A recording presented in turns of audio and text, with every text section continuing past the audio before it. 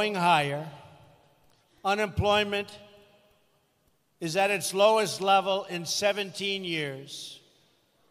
The stock market is at an all-time high.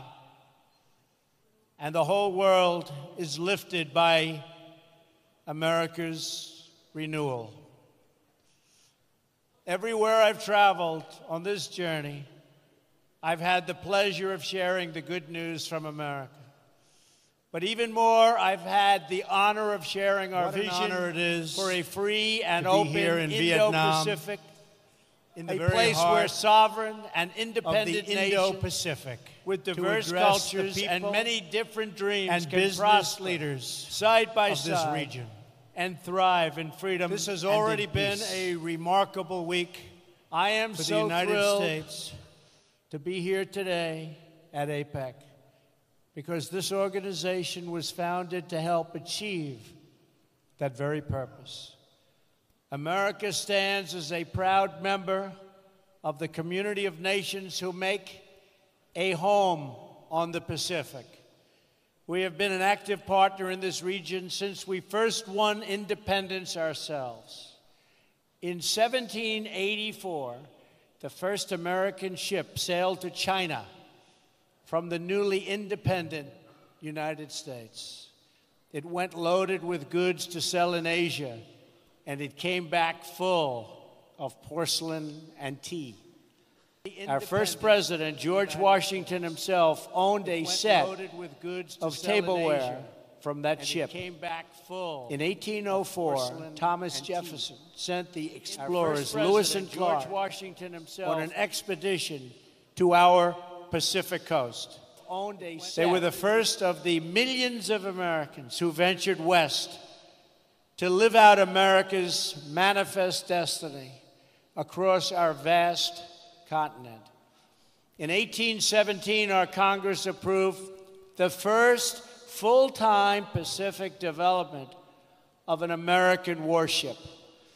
That initial naval presence soon grew into a squadron, then a fleet, to guarantee freedom of navigation for the growing number of ships, braving the high seas to reach markets in the Philippines, Singapore, and in India.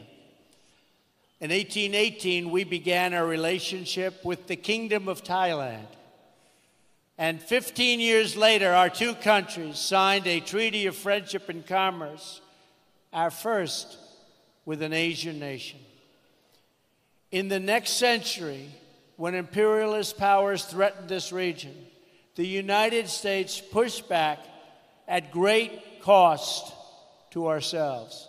We understood that security and prosperity depended on it. We have been friends, partners, and allies in the Indo-Pacific for a long, long time.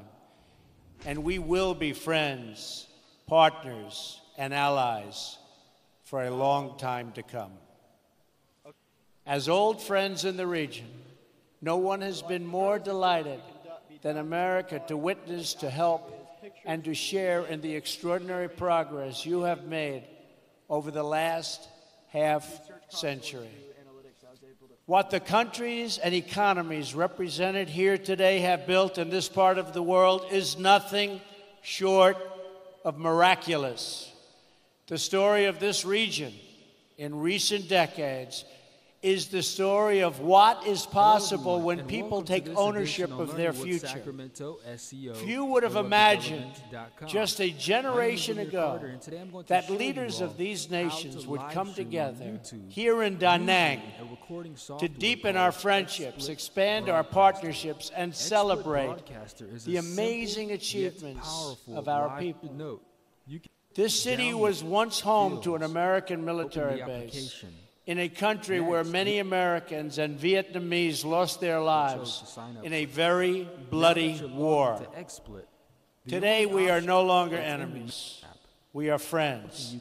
And this port city is bustling with ships from all around the world.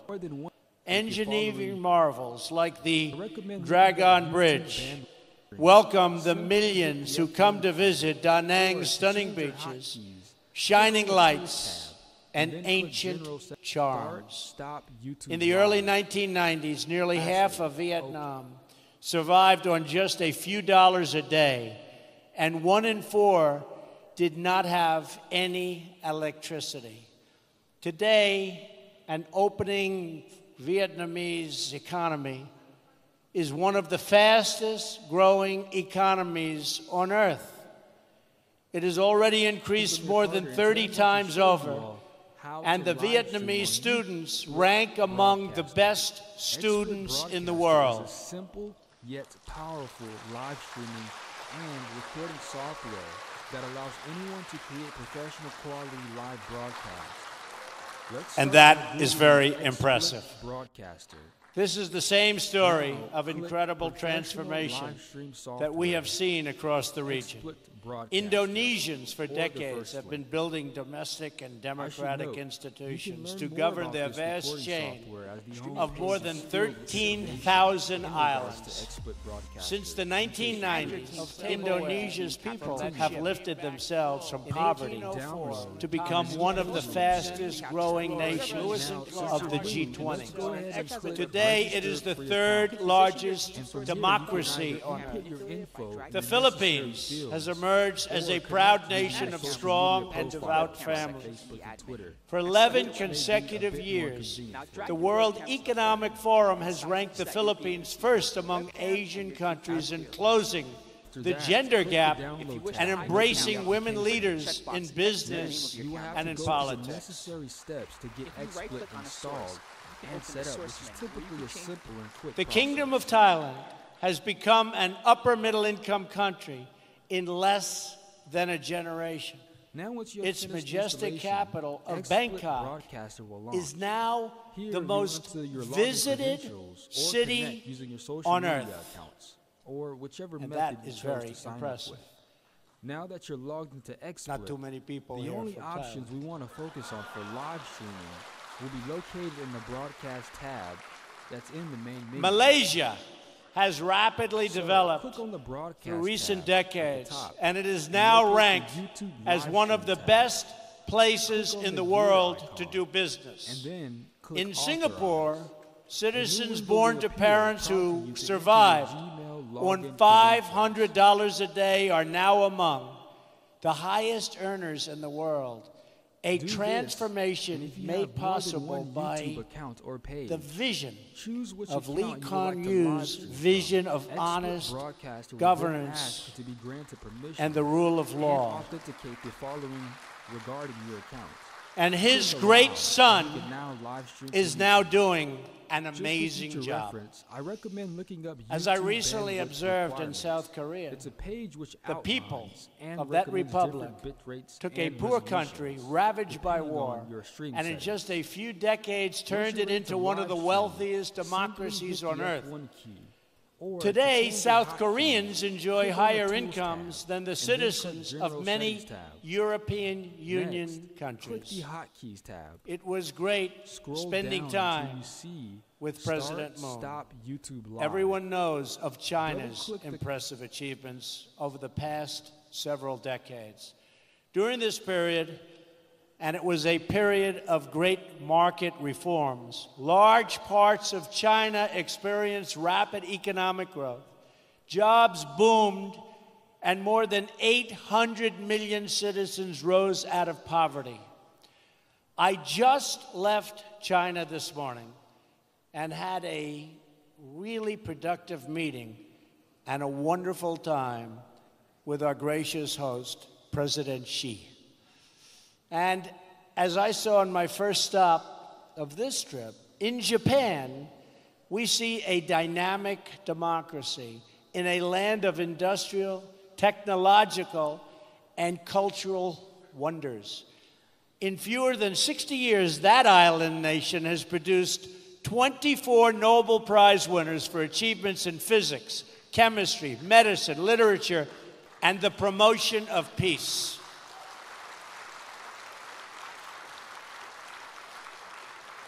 President Abe and I agree on so much.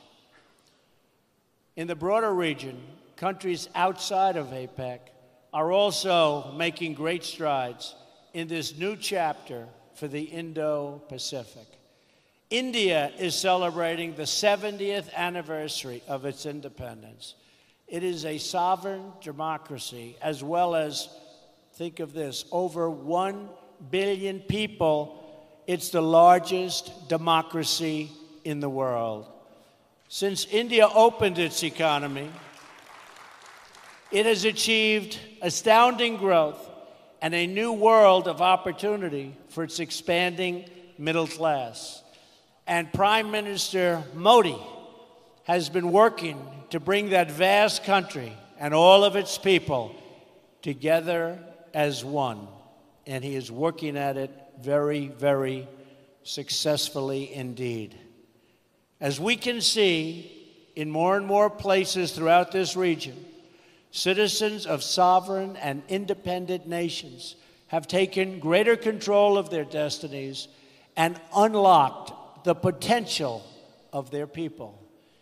They pursued vision of justice and accountability, promoted private property and the rule of law, and embraced systems that value hard work and individual enterprise. They built businesses. They built cities. They built entire countries from the ground up.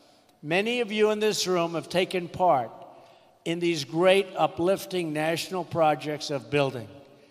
They have been your projects from inception to completion, from dreams to reality. With your help, this entire region has emerged, and it is still emerging, as a beautiful constellation of nations, each its own bright star, satellites to none, and each one a people, a culture, a way of life, and a home. Those of you who have lived through these transformations understand better than anyone the value of what you have achieved. You also understand that your home is your legacy, and you must always protect it.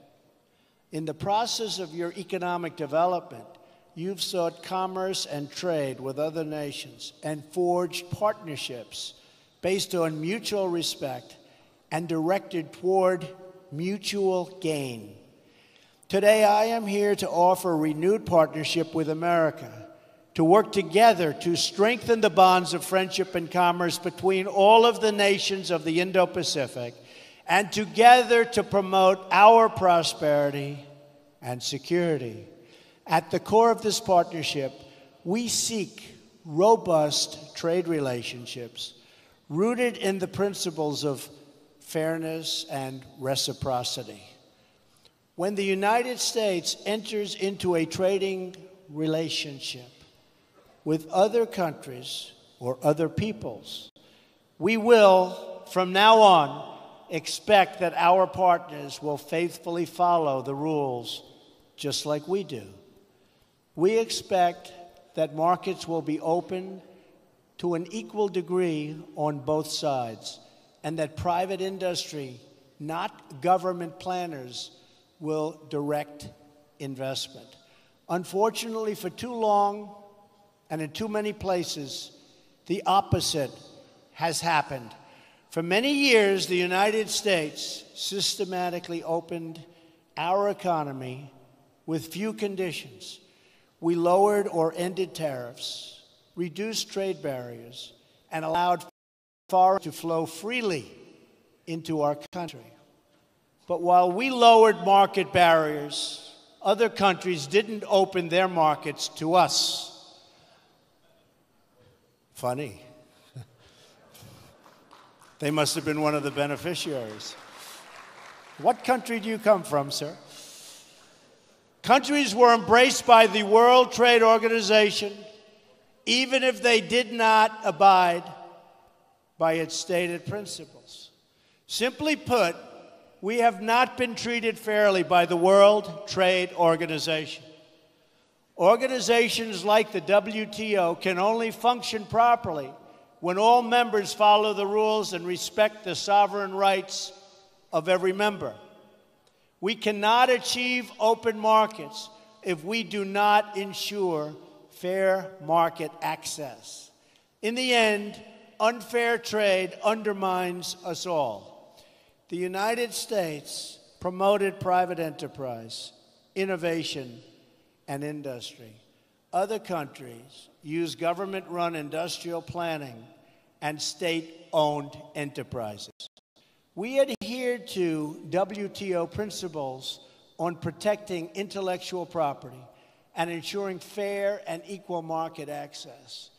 They engaged in product dumping, subsidized goods, currency manipulation, and predatory industrial policies.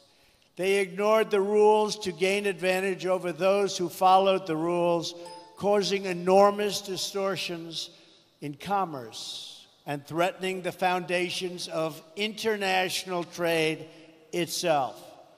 Such practices, along with our collective failure to respond to them, hurt many people in our country and also in other countries. Jobs, factories, and industries were stripped out of the United States and out of many countries in addition. And many opportunities for mutually beneficial investments were lost because people could not trust the system. We can no longer tolerate these chronic trade abuses, and we will not tolerate them. Despite years of broken promises, we were told that someday soon everyone would behave fairly and responsibly. People in America and throughout the Indo-Pacific region have waited for that day to come, but it never has, and that is why I'm here today, to speak frankly about our challenges and work toward a brighter future for all of us. I recently had an excellent trip to China, where I spoke openly and directly with President Xi about China's unfair trade practices and the enormous trade deficits they have produced with the United States. I expressed our strong desire to work with China to achieve a trading relationship that is conducted on a truly fair and equal basis. The current trade imbalance is not acceptable. I do not blame China or any other country, of which there are many, for taking advantage of the United States on trade. If their representatives are able to get away with it, they are just doing their jobs. I wish previous administrations in my country saw what was happening and did something about it. They did not, but I will. From this day forward, we will compete on a fair and equal basis. We are not going to let the United States be taken advantage of anymore. I am always going to put America first, the same way that I expect all of you in this room to put your countries first.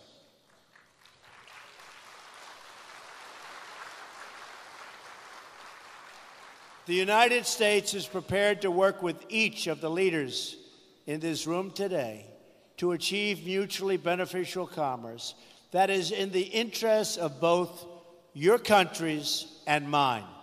That is the message I am here to deliver. I will make bilateral trade agreements with any Indo-Pacific nation that wants to be our partner and that will abide by the principles of fair and reciprocal trade. What we will no longer do is enter into large agreements that tie our hands, surrender our sovereignty, and make meaningful enforcement practically impossible. Instead, we will deal on a basis of mutual respect and mutual benefit. We will respect your independence and your sovereignty. We want you to be strong, prosperous, and self-reliant, rooted in your history, and branching out toward the future. That is how we will thrive and grow together, in partnerships of real and lasting value. But for this, and I call it the Indo-Pacific dream, if it's going to be realized, we must ensure that all play by the rules, which they do not right now. Those who do will be our closest economic partners. And then those who do not can be certain that the United States will no longer turn a blind eye to violations, cheating, or economic aggression. Those days are over. We will no longer tolerate the audacious theft of intellectual property. We will confront the destructive practices of forcing businesses to surrender their technology to the state and forcing them into joint ventures in exchange for market access. We will address the massive subsidizing of industries through colossal state-owned enterprises that put private competitors out of business, happening all the time. We will not remain silent as American companies are targeted by state-affiliated actors for economic gain, whether through cyber attacks, corporate espionage,